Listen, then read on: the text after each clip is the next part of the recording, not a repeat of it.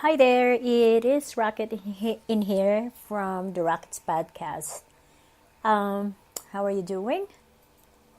Hope you are doing wonderful, peachy, and happy today. So, before I will start my podcast, I am going to play a little sound.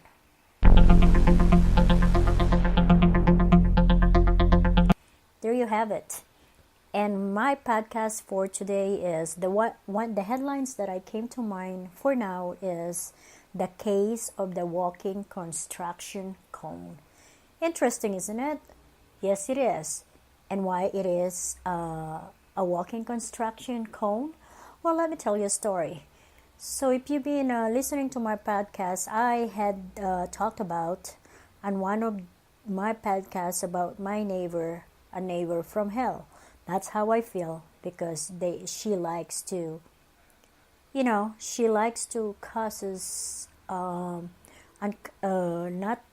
good feeling towards other. And one of the issues that I came across face to face was the construction cone that they decided or she decided to put it on the public street, which just happened to be aligned to my window. At first, I was like curious if that is really if there's gonna be a construction zone going on. But what I found out was day in day out, it's always the same car or her other car will be parking there. And the reason why they're struggling to find a parking is that they move other people who has cars, and these people go out and work, and she doesn't. So knowing that they will not have enough space on parking, so they decided to put a construction cone. And I had talked to the association about it, and they said they will look at the situation. Well, what happened is that over a period of a month, it's getting very aggravating, not just for me, but for other people that lives in my cul-de-sac who cannot find a parking. Because I had seen people looking for parking, but they don't want to touch that part where that construction cone is because they thought there was a construction going on. But the truth is that because I live next to this chick, I've noticed what's going on. So that's the reason why I decided to call the association to take care of this matter. That's the only thing. So weeks passed by, and yesterday actually, I went with Rabel to Sacramento, and the landlady of this place that we were at right now, she decided to come over. I gave her the permission so she can go and get whatever she needs in the storage. Well, she called me last night, so she told me the story. She said that when she got here, the space was open. So she carried that cone and put it on the side street, and they moved their vehicle into that where the empty space was. And all of a sudden, this chick's kid came out and said to the my landlady that, "Oh, you cannot park there. That's my mommy's parking spot." And she told the little girl, "No, you are wrong. This is illegal. This is everybody's parking spot." And she goes, "Well, I will tell my mom." That's what this little 5 years old said. And my landlady said, "Go ahead and tell your mom, and I would love to talk to her." Well, she went inside, and she said that lady came out, sat on the step, start watching my landlady. It's like the passive aggressive type of a personality. That's what it was.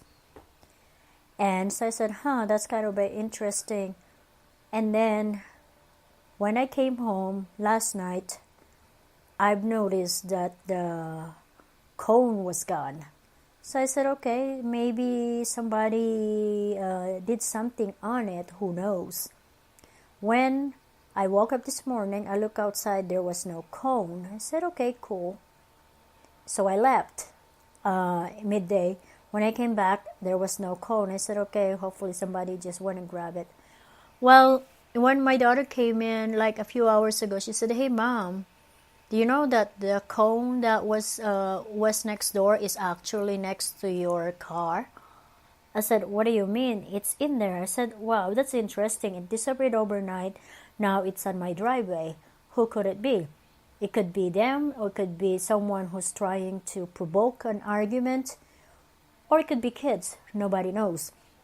Well, when I was in the backyard, I just happened to notice my neighbor, and we're friends, so we talk a lot. And I had mentioned to her about the cone that was on my driveway. Well, apparently it was before it went to my driveway. It was actually placed on her next to her vehicle. So what she did was she went and returned it to the people that lives behind next to me. Well, apparently they don't like that, so whoever decided to move it and move it into my driveway. So at first I picked it up and I threw it in my trash can, but then I said, you know what, now I'm putting it out here where there's a cable box to, see what will happen. And I was thinking about like tonight returning it to them, but it's not making any sense that, return it, and then I know it's gonna be it's useless. So I'm thinking over all the situation, and here's my conclusion. Well, if they think this neighbor from hell, if they think that they're gonna escape, that they will say it's not their cone, they got it all wrong, because there were pictures that I also took. There are also pictures that my landlady, that when she came here yesterday, took, showing that it was there. But since my other neighbor decided to return it to put it on their driveway, wherever it was, instead of picking that one up and just get rid of it, they decided to put it on my driveway. How is that for a psycho type of mentality? Yeah, and I will say there is something wrong with this chick that just moved in a few months ago. Her mentality is not all together. She is something that I don't want to meet in the future. And probably this is the reason why she have no friends. Because what I found out, she went across the street tonight, had a little talk with the neighbors, and she came home upset, mumbling, whatever that is. But anywho, so looking at it from my perspective, that construction code is going all over the place. It has a history of itself.